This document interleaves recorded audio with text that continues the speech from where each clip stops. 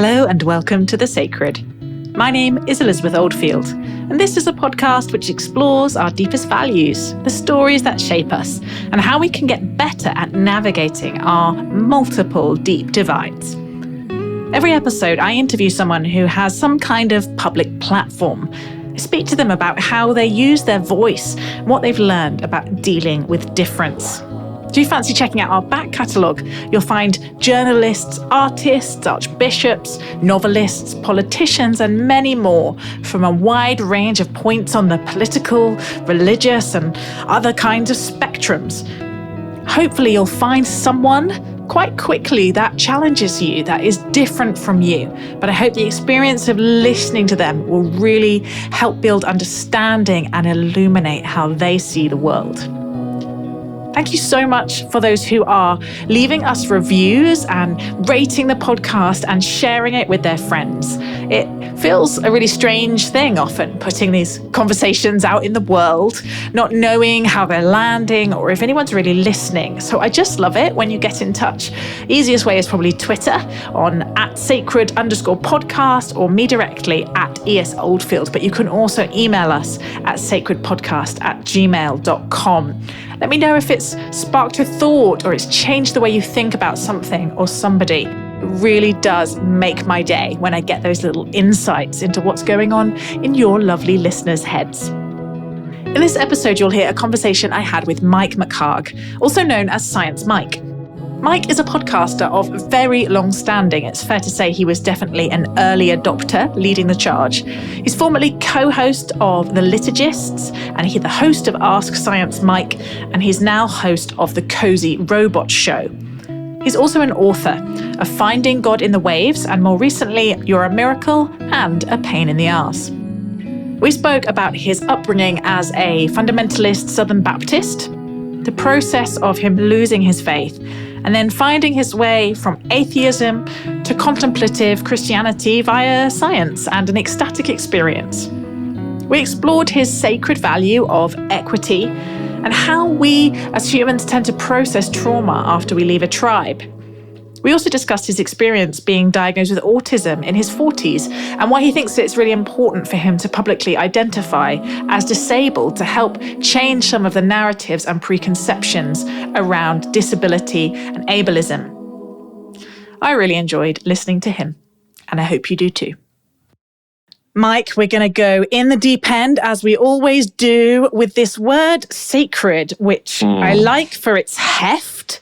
I like that it feels like it hasn't been fully co-opted by products or, the wellness industrial complex or anything like that.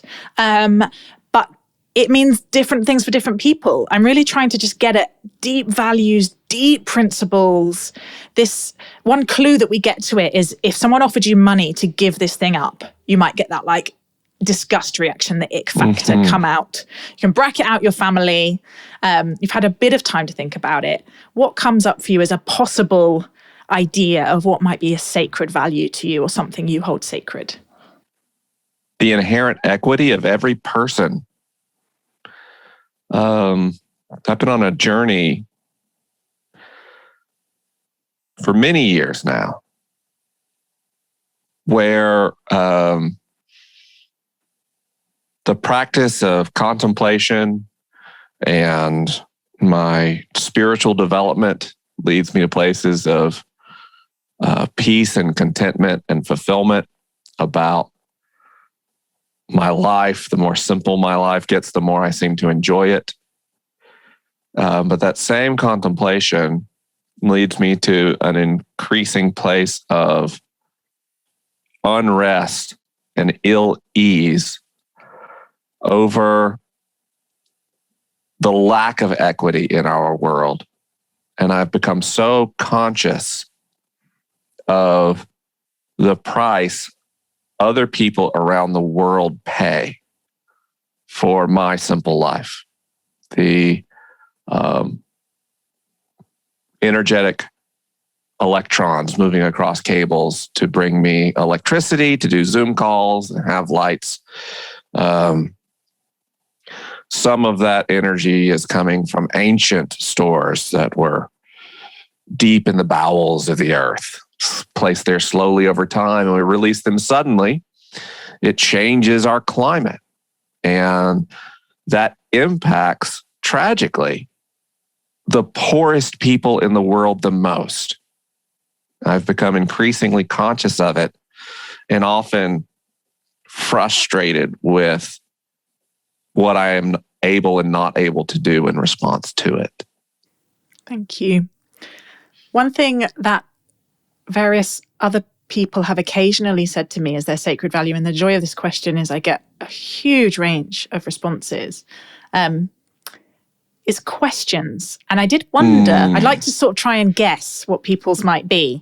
And because on your website and on your company's website and through Ask Science Mike, it feels to me like the value of a good question has been something formative in your life. Am I in the right ballpark? Absolutely. But questions for me come back to equity, because questions are how we find new perspectives. Questions are how we grow and how we change. The people who are the least interesting to me are the ones who do not ask questions. And the people who are the most fascinating are the ones who have the wisdom to know they don't know things. And they're curious to know things. And so I delight in questions, asking and answering them. What I like about questions that are sincere and honest is that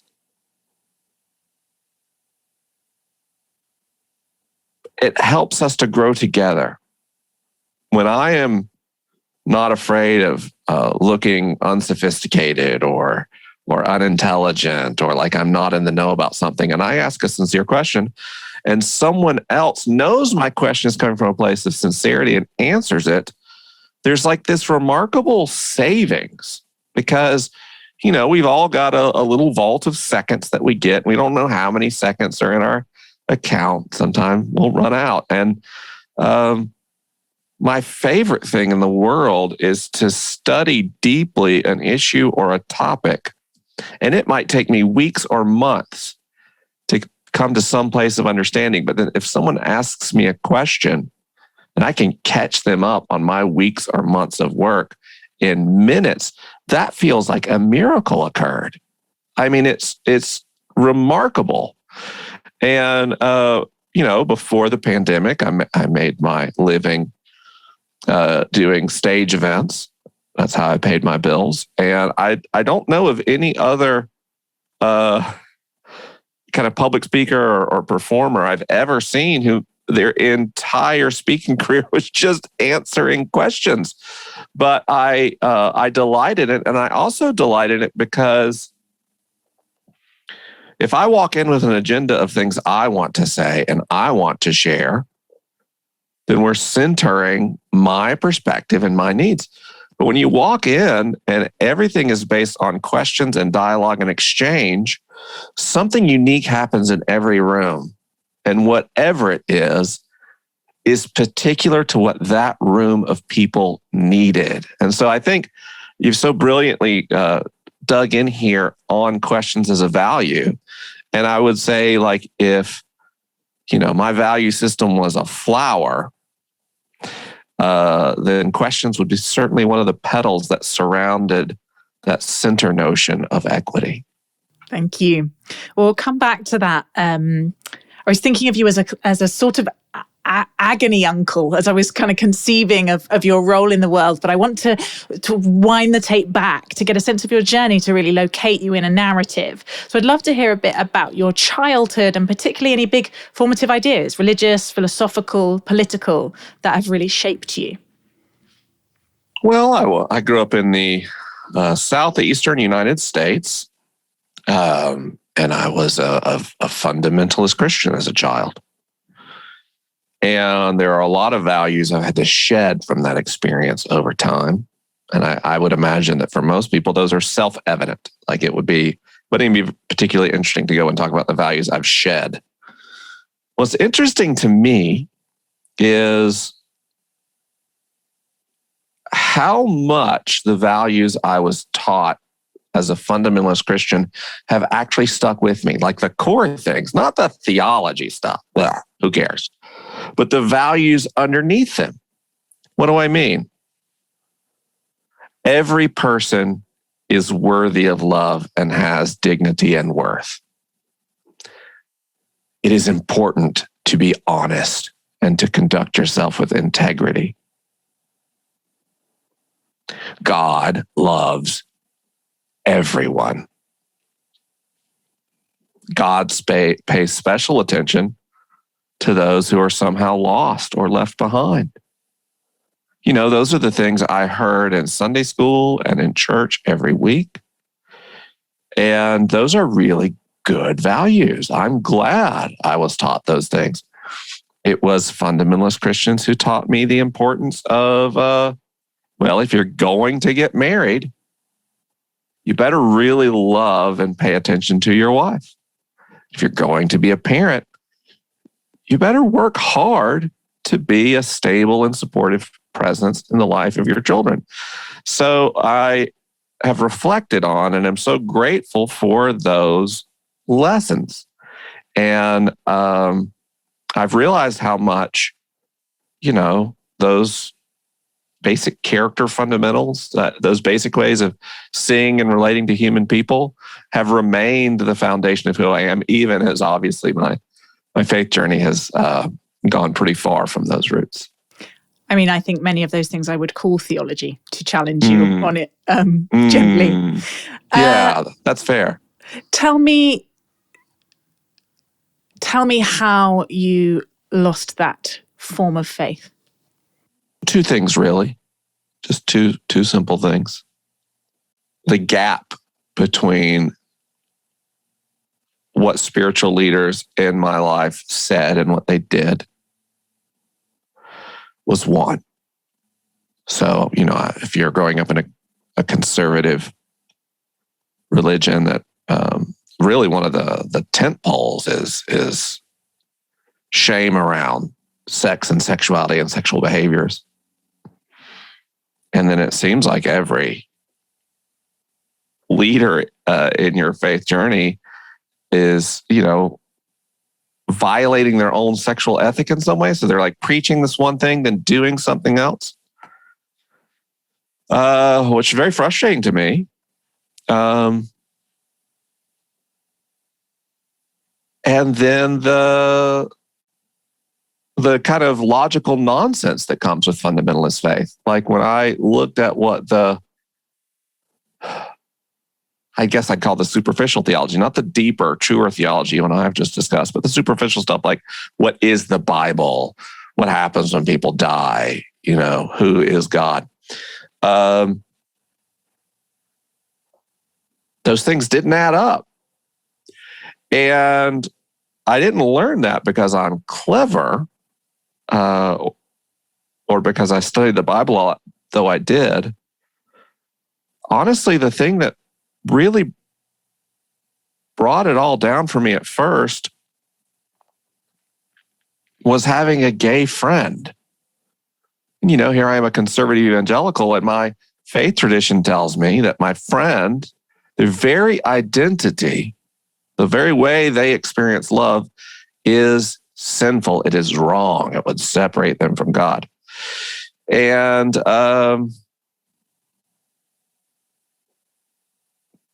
I don't know. I just kept noticing that there were all these gay and lesbian couples who were just really faithful partners to each other. As I got to know them better, I couldn't understand why God would find this to be so wicked.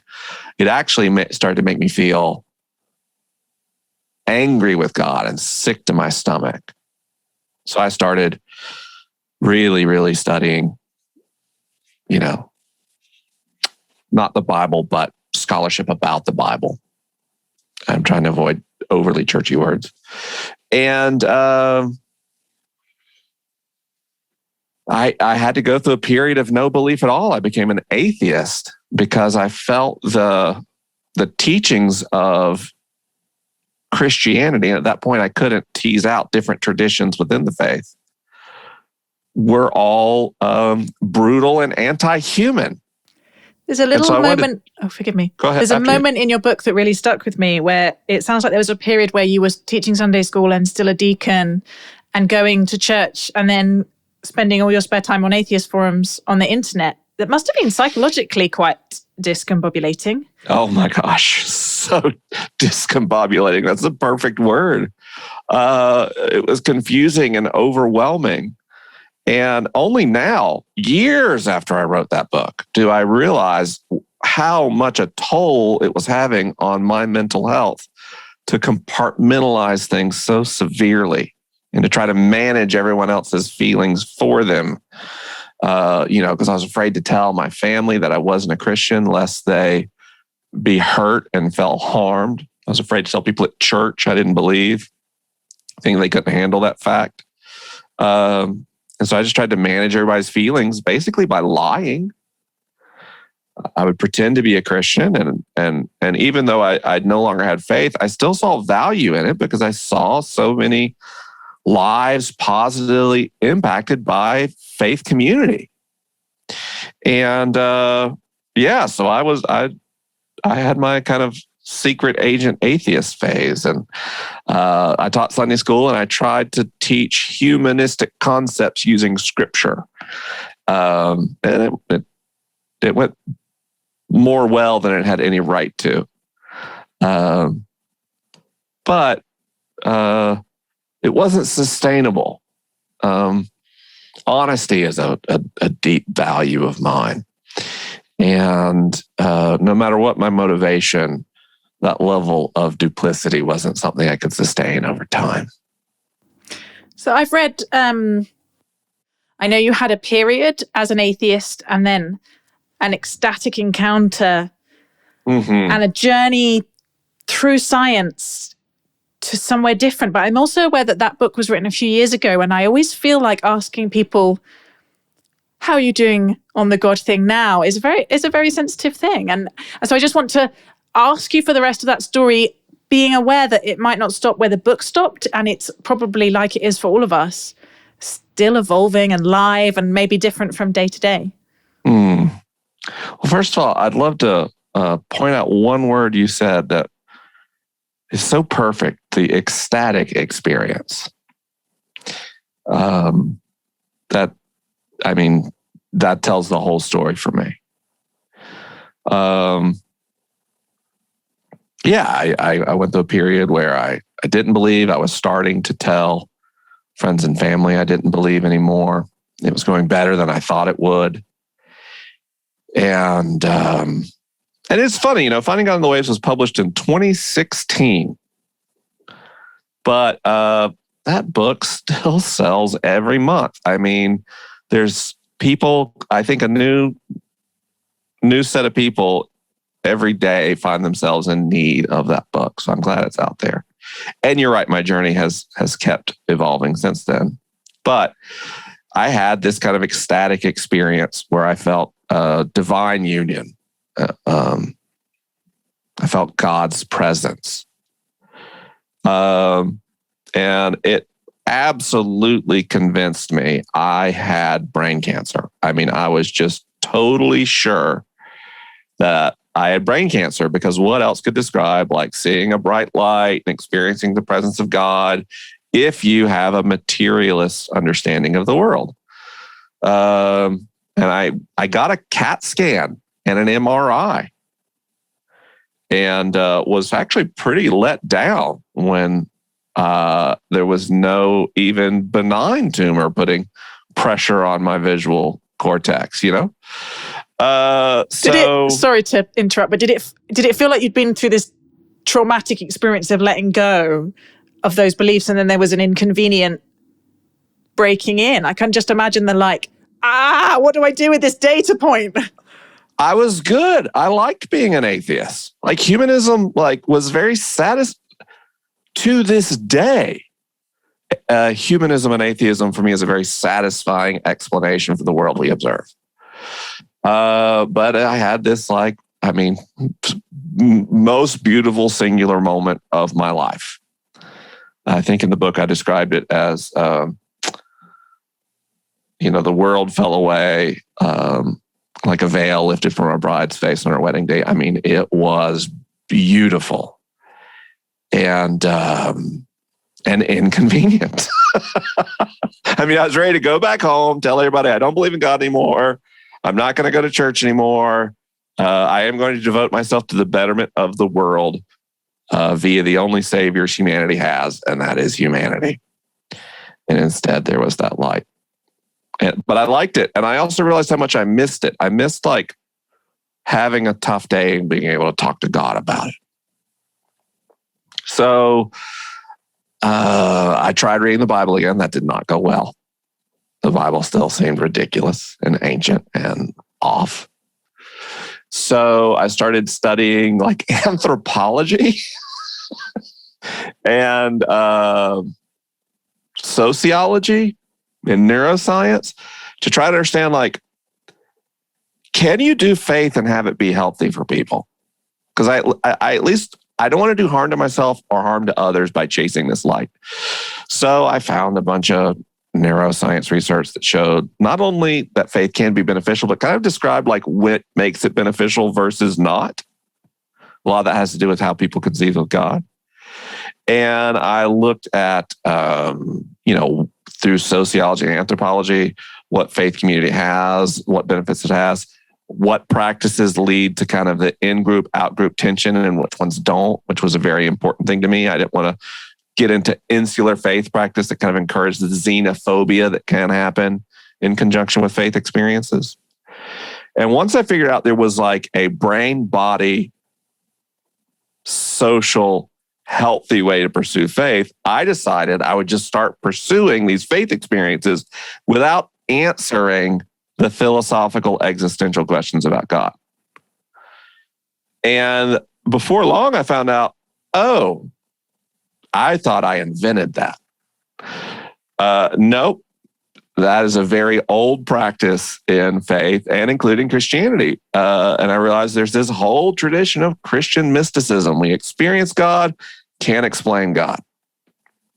So I leaned really into mysticism and then ultimately contemplative traditions within Christianity. Now, I would say I identify as a Christian, and most of my spiritual practices are Christian in origin, but I have no degree of like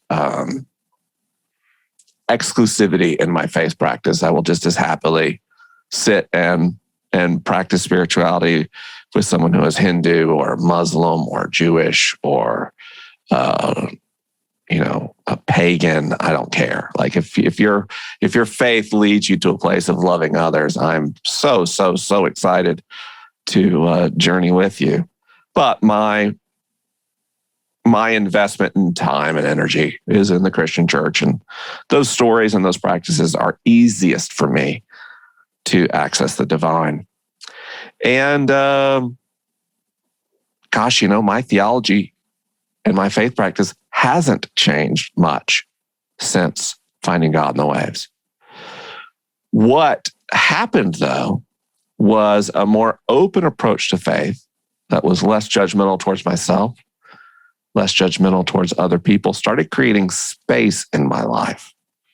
Space was risky because it let me just begin to access my feelings and my emotional core that had been so tightly controlled by both modern masculinity and fundamentalist Christianity. There was a great softening. And once there was a great softening, so much of my repressed feelings and past traumas really started to surface.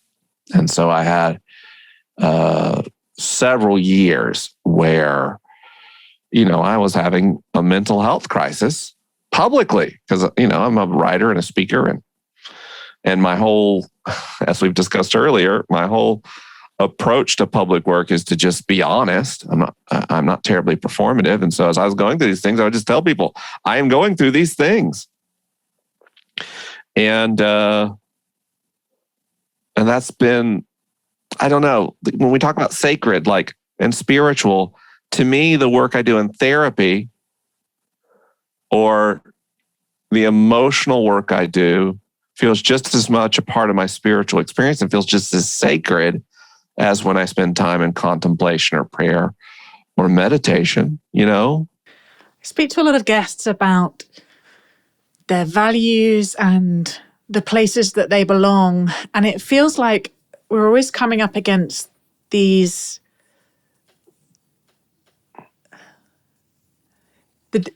that need for belonging, that deep need to feel part of something and to feel seen. And I see it a lot. And one of the reasons I think your book is so valuable is it continually challenges the binaries of kind of in, out, the bad guys and the good guys.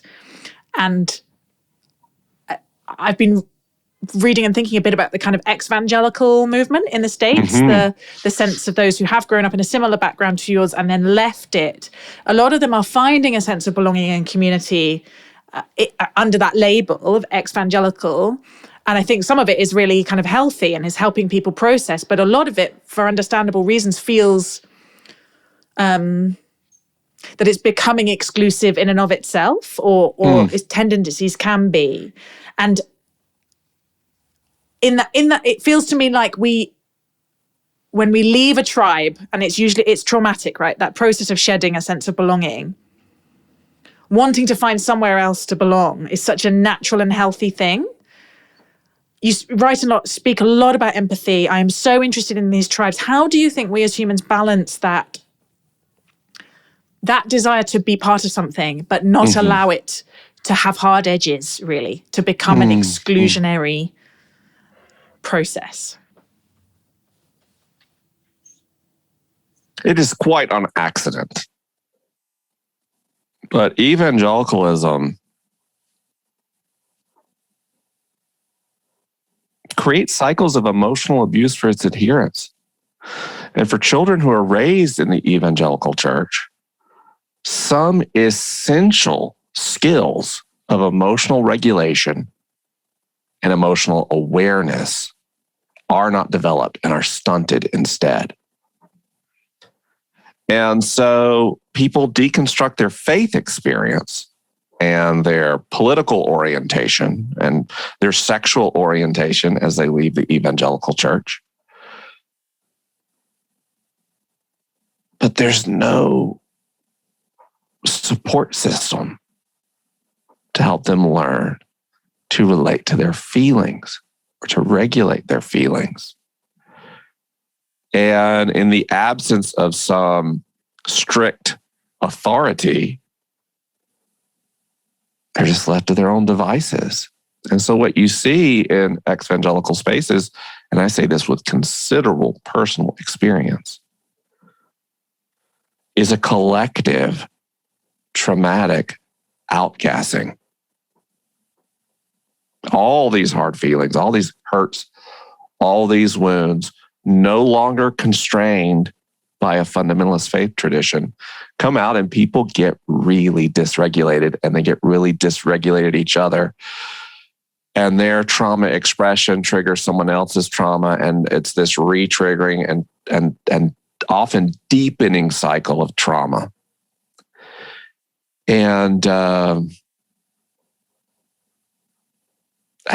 in many evangelical, Pentecostal, and charismatic traditions, displays of extremely dysregulated emotion are celebrated as profoundly spiritual experiences. And so people like me would come along out of the evangelical church and say, hey, look, we don't have to believe these things. And we can love and support our LGBT neighbors. And we can believe in science. And we can be part of creating justice in the world. We can be feminists. We can, there's all this freedom. And as people would come to my events and outcast trauma and have really dysregulated emotional displays, I would go, oh, good, we're all healing, even though lots of people are in the corner in the fetal position. I mean that metaphorically, but occasionally literally. I wanted to help people in those ex-evangelical spaces, but not just ex-evangelicals. A lot of people have been socialized against feeling all their feelings. find the healing that comes from accepting all of yourself, including your anger and your fear and your sadness. Our attempts to avoid one, two, or all three of those feelings really leads to a lot of pain and suffering and medicating behaviors, and gets in our way of connecting with other people fully. I wanted to talk to you a bit about your being diagnosed with autism quite late in life. And I know that that's been part of your journey around kind of emotional literacy and understanding the deep psychology of how we relate to ourselves and each other. But I only really came across that, you talking about that really quite recently, as I've got into more recent episodes of the Cozy Robot Show. I'd love to hear how it came about. What led you to discovering that particular way of describing who you are? A bowl of chips and some margaritas is exactly how it came out. Hillary and I and our mutual friend Michael were having dinner, and we had a pitcher of margaritas. And when you have a pitcher of margaritas, you begin to feel very relaxed and very exuberant. And there's this move. I don't know how to describe it. There's kind of a shimmy. I think usually it's women who do it. They like hold their arms out and they kind of shake their chest. So Hillary did it, and then Michael did it. It was very funny. And then I wanted to do it too, but I can't articulate my chest separately from my shoulders. I really can't articulate my shoulders separately from my waist. It's just kind of like one. It's like I'm made of steel from here to here. Very soft, plush steel, but steel nonetheless, inflexible. And Hillary kind of knows that. And then later on in the evening, they started rolling their shoulders. And I tried to roll my shoulders, and I couldn't do it. It literally, I was like, I see what you're doing. I went, right, what you're doing right now. I can't do that. So Hillary like put her hand on my shoulder blade and kind of like showed me. And even now, I have to like sit and think and practice. And I can do like one, and I can't even talk and do it. And then I could do the other one. And so Hillary kind of noted that. And Hillary's my friend. She's not my therapist. And she said, Mike, I don't know how to say this, but I've wanted to bring it up a few times. Have you ever just considered that you might be on the autism spectrum? And I said, no, of course not. And what was weird is I would do events and people would stand up and be like, how do you manage a speaking career with your autism?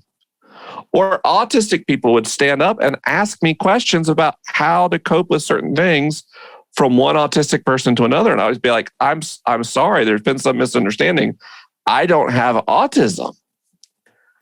Can I just intersect for 1 minute to say, I didn't know there was like a physical, that was what she gave her a clue is extraordinary to me. I think that was one clue of many. And that was the one I think that finally convinced her to say like, if you wanted, you could look into this.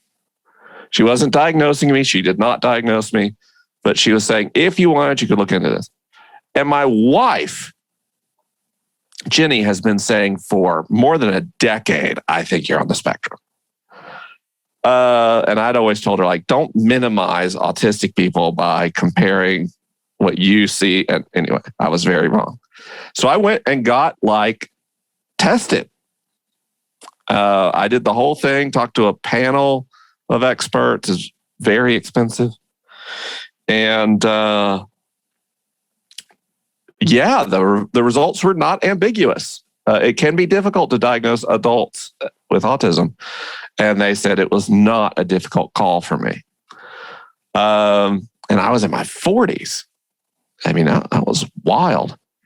But I have to say, it really felt liberating because there's a collection of behaviors. I'm a pretty open person. I don't experience a lot of shame, but there were a handful of things that I kind of kept secret and was ashamed of.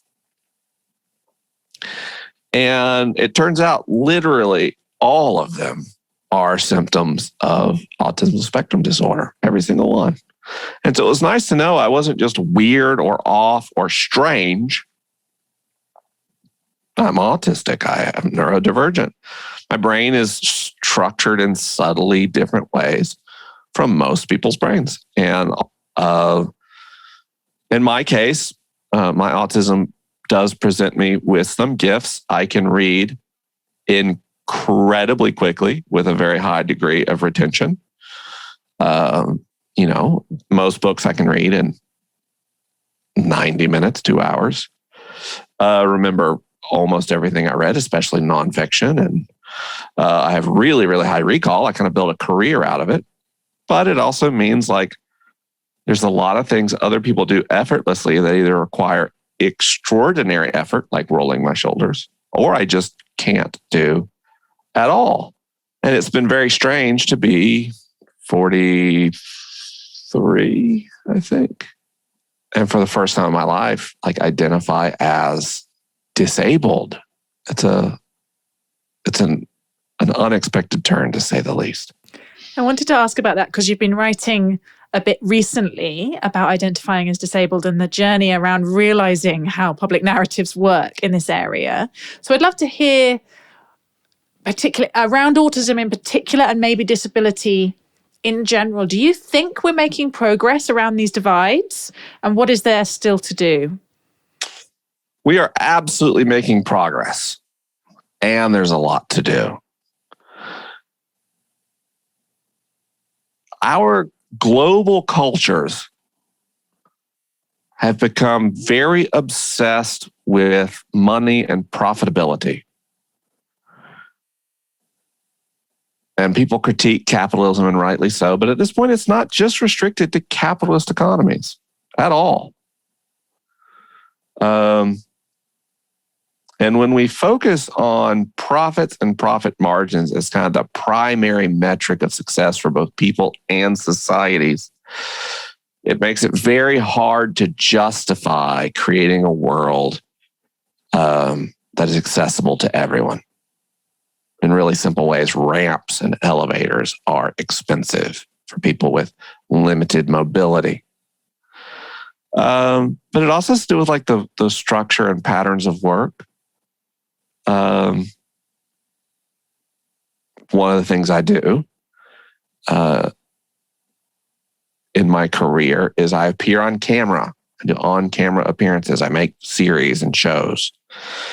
And because of my autism, and I had a traumatic brain injury from a motorcycle accident, I've got usually a good 3.5 hours that I can be on camera before I start to lose vision in one of my eyes.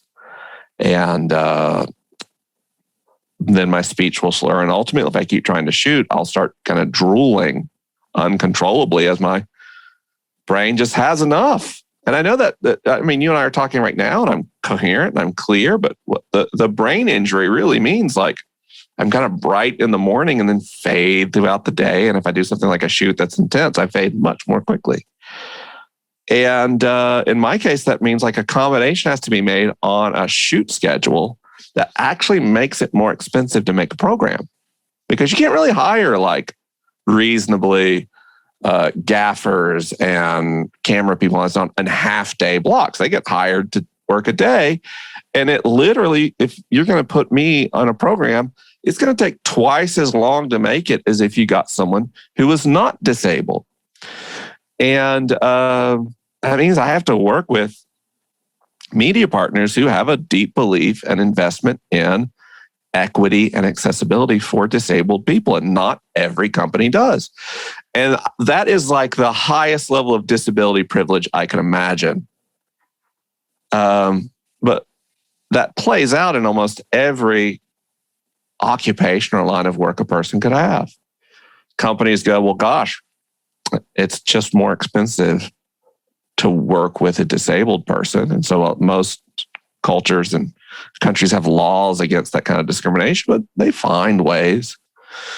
And in doing so, create this kind of perpetual marginalization for disabled people, both with visible and invisible disability, for both physical and mental disability.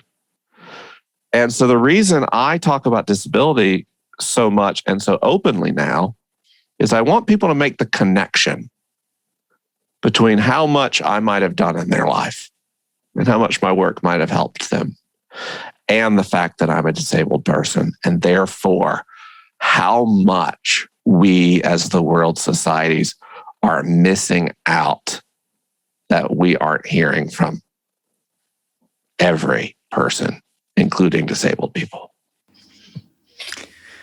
Mike, we're coming to the end of our time, but I want to ask what you have learnt about what helps us communicate across our tribes, our divides, our disagreements, our fears, our insecurities in our complex, multifaceted societies, whether that's through your adventures in science and faith, whether that's through your experience as a disabled person. For our listeners, is there a practice or a principle that they can apply to build that empathy and help us live together better?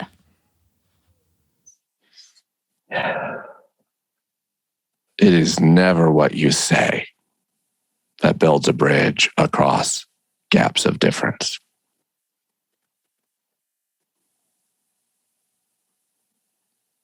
It's how you listen. And this is hard. This is really hard because we're at a point right now where on every important issue of difference in probably every country in the world, people on both sides of the divide feel like the victim. And that's not objectively true, right? It's not objectively true.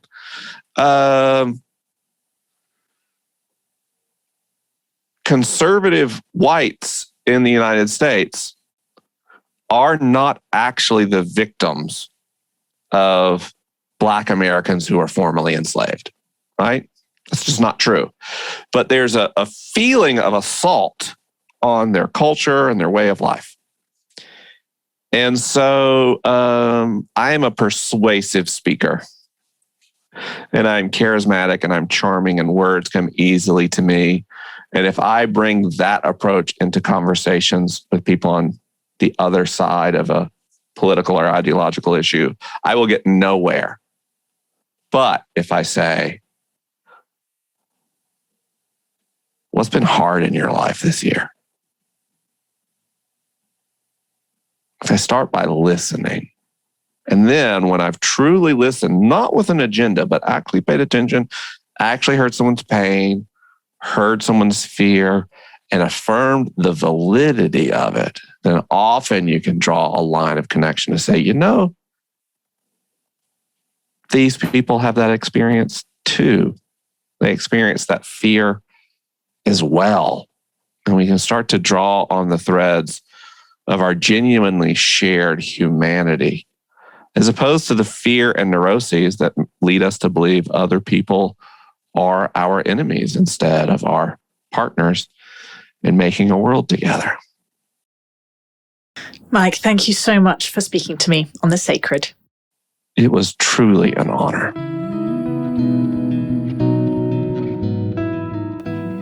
Thank you so much for listening to this episode of The Sacred. Remember, sharing is caring, as my 4-year-old says, so please do send this or another episode to a friend, rate us on Apple Podcasts, or my personal favourite, leave us a review. I really get a thrill when I see a new one pop up. Huge thanks to Abby Allison for research and production support, and Emily Down for our visual identity. We are edited by Drew Hawley, and our music is composed and arranged by Luke Stanley, with vocals by Lizzie Harvey. The Sacred is a project of the think tank Theos, and you can find out more about our work at theosthinktank.co.uk.